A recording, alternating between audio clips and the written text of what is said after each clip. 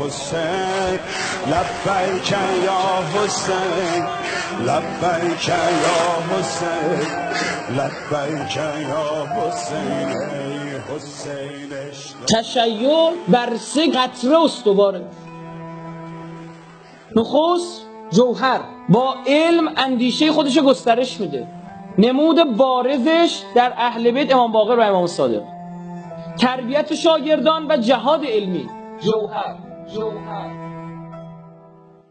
دوم قطره دیگر است، سرخ رنگ به نام خون، که جایی که بخواد باز به خطر بیفته دین خدا از این قطره استفاده میکنه و خون میذاره وسط، که نمونه بارزش حسین ابن علی است. خون بدی پیروز بشی. حسین عشق منی، حسین عشق من، بی سر و سامان تو الله. حسین دست به دامان تو الله.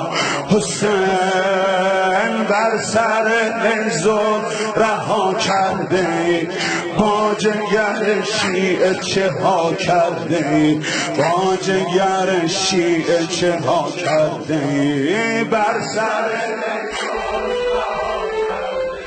و اما این قطره‌ای که ما امروز میخوام در موردش صحبت کنیم، اشک که در شور دنبالش میگردی. بعضی قطره اشکاست عرش الهی رو میلرزونه. 1000 دعا مثل اون یه قطره اشک اثر نداره. اصلا آفرینش با گریه شروع شده. ماجرای آدم رو شنیدید با اشک ریختن. اصلا آقا آدم با کسایی که میخنده فراموششون میکنه، اما با کسایی که گریه میکنه فراموششون نمیکنه. بین محب و محبوب یک ارتباط قلبی به وجود، واسه کسی که اشک میریزی فراموشت نمیکنه، اصلا ارتباط قلبی برقرار میکنه. براش اشک ریختی، با خیلی ها میخندی، اما با هر کسی گریه نمیکنی. 1000 دعا مثل اون یه قطره اشک اثر نداره.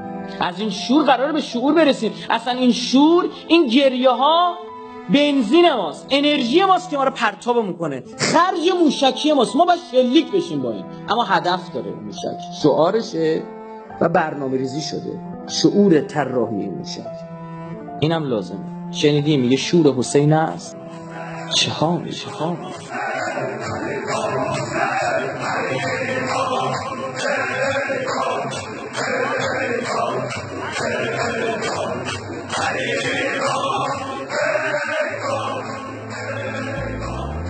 امیرالمؤمنین برای حضرت اشک ریخت. آقا رسول الله با تربت امام حسین قبل از شهادتش اشک ریخت. قبل از شهادت روزی بر پیامبر خدا وارد شدم، دیدم چشمان مبارکش اشک‌آلود است. عرض کردم ای رسول خدا، آیا کسی شما را ناراحت کرده است که گریه می‌کنید؟ فرمود لحظاتی جبرئیل نزد من آمده بود و از کشته شدن حسین در کنار شط فرات به من خبر داد و گفت آیا میل داری مقداری از تربتش را ببویی و ببینی؟ گفتم بلی. دستش را دراز کرد و مشتی از خاک سرزمینی که حسین در آن به شهادت میرسد را به من داد. قبل شهادتش نتوانستم تحمل کنم و جلوی اشکم را بگیرم. امام کاظم می‌فرمودند چون ماه محرم فرا می‌رسید دیگر پدرم خندان نبود. در این روز مصیبت و اندوه امام به نهایت می‌رسید. او پیوسته می‌گریست و می‌فرمود امروز روزی است که جدم حسین به شهادت رسید. حالا فهمیدی چرا شیعه از اول محرم عزادارش رو شروع میکنه؟ سیره اهل بیت. از دل غم تو بیرون نمیره، از دل غم تو بیرون نمیره، اسمت که میاد گریم میگیره، نوکر بدونه ارباب میمیره، کسی که دل به تو میبازه، کسی که دل به تو میبازه. این وهابی میگه آقا برای چی گریه میکنید؟ تداوم گریه خوب نیست. 1400 سال پیش اتفاقی افتاده. اومدن گفتن مگر شهادت امام حسین مایه آزادی نیست، آزادگی نیست، پس بیایم این روزا جشن بگیریم، از این بعد خوشحال باشیم، بخندیم. چرا مشکی تنمون کنیم؟ ابا عبدالله آزادگی به ما درس داده، بیایم پایکوبی بکنیم. عاشورا یوم الفرح و السرور، این مبنا وهابیه. و هذا یوم تبرکت به بنو امیه و ابن آکلة الاکباد اللعین ابن اللعین، لعنت بر بنی امیه، لعنت بر بنی امیه. اونا شاد بودن، اونا تبریک میگفتن. بعد من حسابم فرق میکنه. کسایی که کربلا نرفتن با خودشون میگن ما بریم کربلا میمیریم. وقتی میری کربلا میبینی اصلا انگار نه انگار یه جوری. کسی که کربلا رفتن استوش دست دادا وای میسی تو بین الحرمین، قبر مطهر حضرت عباس خیلی بیشتر گریه میکنه تا حرم امام حسین. اصلا عجیبه. بعد دیدم روایت داره آقا امام صادق فرموده شیعیان ما وقتی میان به زیارت جدم حسین پرده رو دلشون میندازیم که نمیرن.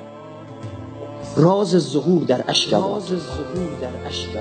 اصلا تو یاد میگیری که اشک بریزی، گریه کردن رو یاد بگیری، بعد بدونی چجوری گریه کنی، واسه کی گریه کنی. ایم از خود آقا ابا عبدالله، هر کس قطره اشکی در عزای ما بریزد، خداوند بهشت را در مقابل به او عنایت خواهد فرمود. دلم گرفت ماتم خیمه ها، بیا که سینمون شده کربلا.